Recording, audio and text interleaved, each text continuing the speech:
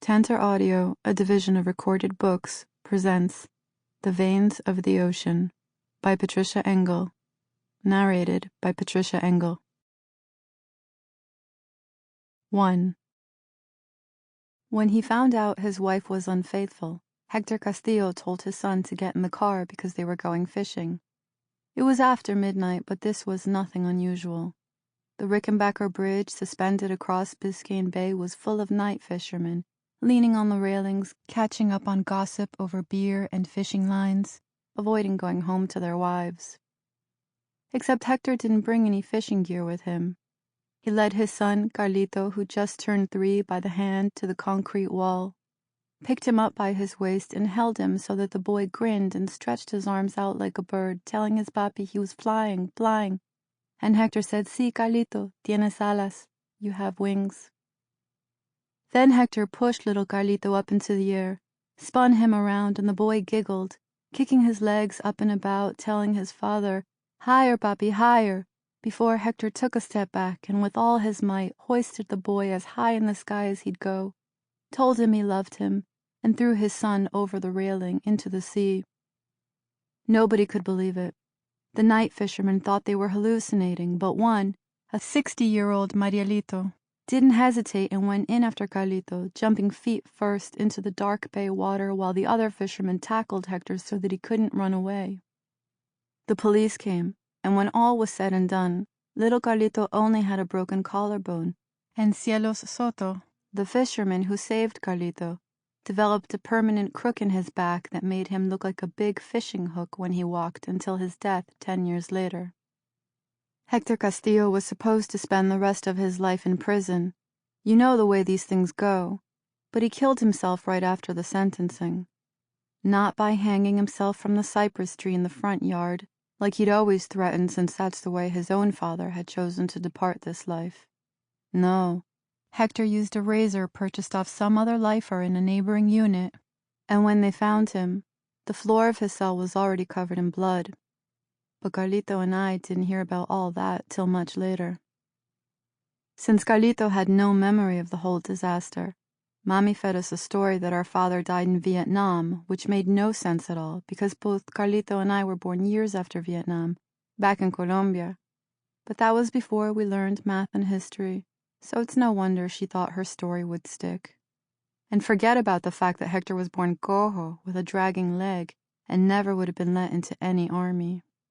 In fact, the only clue we had about any of this mess was that Carlito grew up so scared of water that Mommy could only get him in the bathtub once a week if she was lucky, which is why Carlito had a rep for being the smelliest kid on the block, and some people say that's why he grew up to be such a bully. But then, when he was 14 and our Tío Jaime decided it was time for Carlito to get drunk for the first time, only Jaime got drunk, and he turned to Carlito over the folding card table on our back patio and said, "Mijo, it's time you know the truth. Your father threw you off a bridge when you were 3. He went on to say that Hector wouldn't have lost it if Mommy hadn't been such a puta. And next thing you know, Carlito had our uncle pinned to the ground and smashed the beer bottle across his forehead. He was asking for it, I guess. Mommy had no choice but to tell Carlito and me the real story that same night. In a way, I always knew something like that had happened. It was the only way to explain why my older brother got such special treatment his whole life. Everyone's scared to demand that he go to school, that he study, that he have better manners, that he stop pushing me around. El pobrecito is what everyone called him, and I always wondered, why? I was 2 years younger, and nobody, and I mean nadie, paid me any mind. Which is why, when our mother told the story of our father trying to kill his son like we were people out of the Bible, part of me wished our papi had thrown me off that bridge instead. All of this is to tell you how we became a prison family. It's funny how these things go. After Carlito went to jail, people started saying it was his inheritance, que lo llevaba en la sangre. And Dr. Joe, this prison shrink I know who specializes in murderers, told me that very often people seek to reenact the same crime that was inflicted upon them. I said that sounded a lot like fate, which I am strictly opposed to. Ever since his bruja and Calle Ocho, a blue-haired Celia Cruz knockoff with a trail of customers waiting outside her shop door, told me no man was ever going to fall in love with me on account of all the curses that had been placed on my slutty mother. What happened is that Carlito, when he was 22, heard that his Costa Rican girlfriend Isabella was sleeping with this insurance guy from Kendall, and that's it. Instead of just dumping her like a normal person would, he drove over to her house, kissed her sweet on the lips, told her he was taking her daughter by her high school boyfriend out to buy a new doll at the toy store. But instead, Carlito drove over to the Rickenbacker Bridge, and without a second's hesitation, he flung baby Shayna off into the water like she was yesterday's trash going into the landfill. But the sea wasn't flat and still like the day Carlito had gone in. Today it was all white-capped waves from a tropical storm moving over Cuba. There were no fishermen on account of the choppy waters, just a couple of joggers making their way over the slope of the bridge.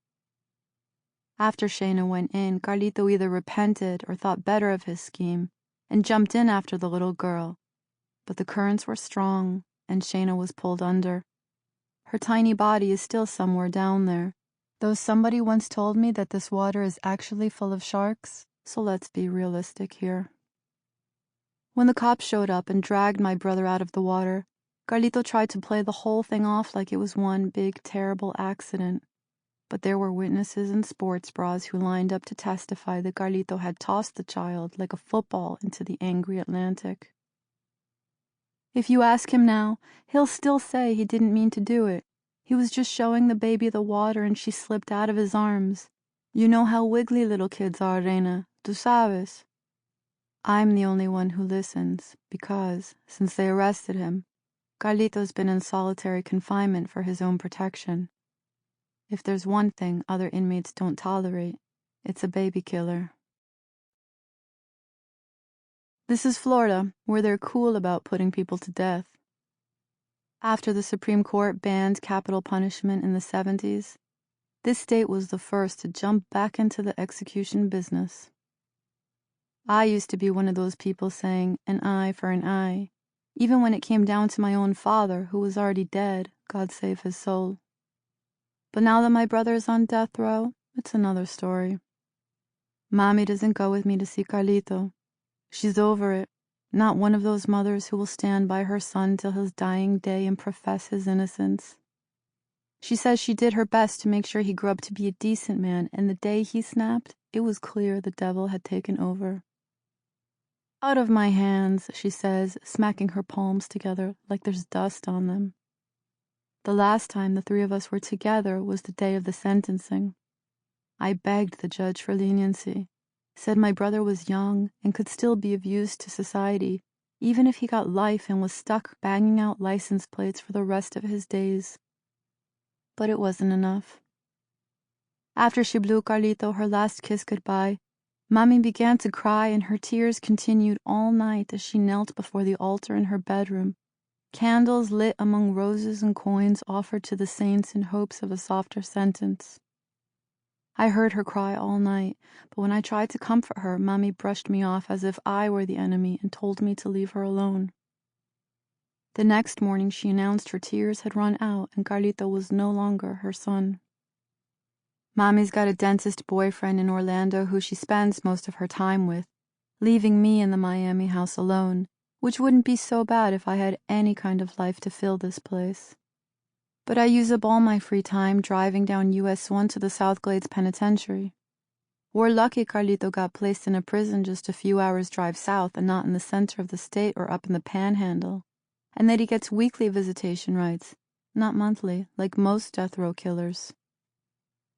I want to say you'd be surprised by the kind of people who go visit their relatives and lovers in jail, but really, you wouldn't be surprised at all. It's just like you see on TV. Desperate, broken-toothed women in ugly clothes, or other ladies who dress up like streetwalkers to feel sexy among the inmates and who are waiting for marriage proposals from their men in cuffs, even if they're in maximum security and the court has already marked them for life or death sentences. There are women who come with gangs of kids who crawl all over their daddies, and there are the teenagers and grown-up kids who come and sit across the picnic tables bitterly. Sample complete. Ready to continue?